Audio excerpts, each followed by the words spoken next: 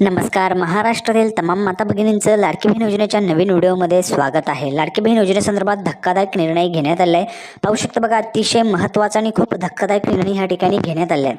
निर्णयाची संपूर्ण माहिती आपण पाहणार आहोत. हा निर्णय खूप महत्त्वाचा आहे, त्यासाठी सर्व महिलांनी व्हिडिओ शेवटपर्यंत पहा. पाहू शकता बघा, पुढे लाडक्या बहिणींकडून होणार पैसे वसुली. तर बघा, तुमचे जे काही पैसे आहेत ते पैशांची ह्या ठिकाणी आता वसुली केली जाणार आहे. त्या संदर्भाचा जो काही धक्कादायक निर्णय आहे तो घेण्यात आला आहे. त्या निर्णयाची संपूर्ण माहिती आपण ह्या ठिकाणी पाहणार आहोत. हा खूप महत्त्वाचा व्हिडिओ आहे, त्यासाठी सर्वच माता भगिनींना विनंती करतो, कृपया करून हा व्हिडिओ शेवटपर्यंत सर्वांनी पहा. संपूर्ण माहिती तुम्हाला कळून जाणार आहे, त्यासाठी सर्व माता भगिनींनी हा व्हिडिओ शेवटपर्यंत पाहायचा आहे. त्यासोबतच पुढे बघा, पुढचा एक महत्त्वाचं पाहणार आहोत आपण, पैसे वाटप कधी होणार त्याची देखील महत्त्वाची माहिती तुम्हाला या व्हिडिओमध्ये मिळून जाणार आहे. त्यासाठी सर्व माता भगिनींनी व्हिडिओ शेवटपर्यंत पहा. त्या अगोदर सर्व माता भगिनींना विनंती आहे, सर्वांनी व्हिडिओला पटकन लाईक करा, पटकन चॅनल सबस्क्राईब करून घ्या, कारण लाडकी बहीण योजनेच्या छोट्यातले छोटे आणि मोठ्यातले मोठी अपडेट सर्वात अगोदर आपल्या चॅनलवर तुम्हाला पाहायला मिळत असते. तर बघा, धक्कादायक निर्णय जो घेण्यात आला आहे त्या निर्णयाची संपूर्ण माहिती आपण या ठिकाणी पाहूया. थोडाही वेळ वाया न घालवता लगेच व्हिडिओ सुरुवात करूया.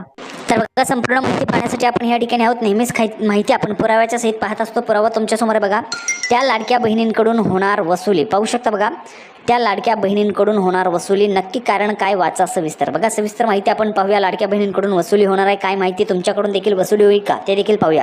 बघा, लाडकी बहीण योजनेच्या लाभार्थ्यांच्या खात्यातून कोणत्याही प्रकारची रक्कम कापू नये असे राज्य सरकारने बजावून देखील बँकांनी जे काही पैसे ते कापल्याचे समोर आले. त्यामुळे सरकारने आता थेट रिझर्व्ह बँकेकडेच धाव घेतली. बघा, सरकारने आता रिझर्व्ह बँकेकडे धाव घेतलेली, तुमचे पैसे देखील परत मिळणार आहेत.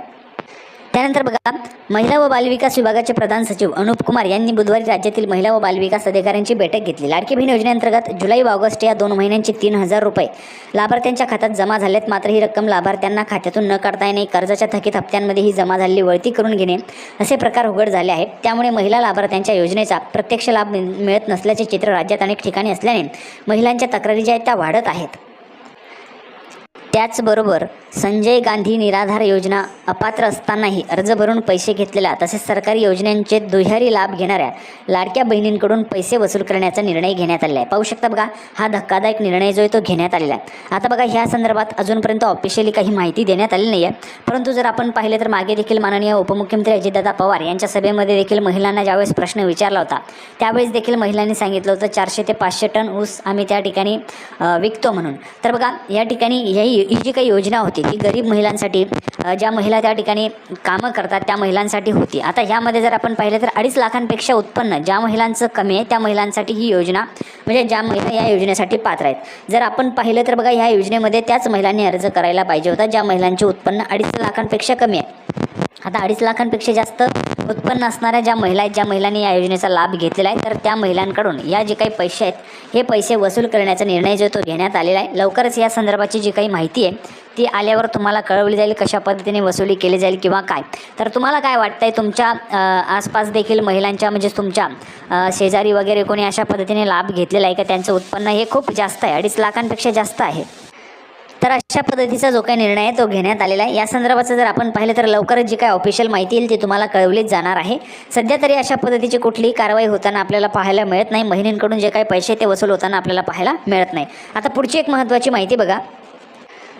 पुढची माहिती अशा पद्धतीची, पुरुष असूनही प्रीतमने घेतला योजनेचा लाभ. बघा, मुळशी तालुक्यात एका पुरुष व्यक्तीने, ज्याचे नाव प्रीतम आहे, त्याने लाडकी बहीण योजनेत अर्ज भरून लाभ मिळवला आहे. छाननीमध्ये ही बाब उघडकीस आल्याने महिला आणि बालकल्याण विभागाकडून या व्यक्तीवर कारवाई केली जाणार आहे. पुरुष असूनही लाडकी बहीण योजनेचा लाभ घेतल्याची घटना आता पुणे जिल्ह्यात घडलेली आहे. तर बघा, ह्या ठिकाणी जर आपण पाहिलं तर पुणे जिल्ह्यामध्ये देखील अशा पद्धतीची घटना जी घडलेली आहे आणि ह्या ज्या काही घटना आहेत त्या घडून आहेत. म्हणूनच राज्य सरकारने ह्या ठिकाणी महत्त्वाचा निर्णय घेतला आहे की लाडकी बहीण योजनेचे जे काही आता अर्ज आहेत ते फक्त आणि फक्त अंगणवाडी सेविकांकडूनच भरले जाणार आहेत. त्यामुळे कोणीही अशा पद्धतीचे जे काही प्रकार आहेत ते करणार नाहीत, होणार नाहीत. त्यासाठी आता अर्ज जे आहेत ते अंगणवाडी सेविकांकडूनच भरले जाणार आहेत. त्या संदर्भाचा GR देखील आला होता. मी तुम्हाला वेळोवेळी सर्वच व्हिडिओच्या माध्यमातून ही जी काही माहिती ती कळवत असतो.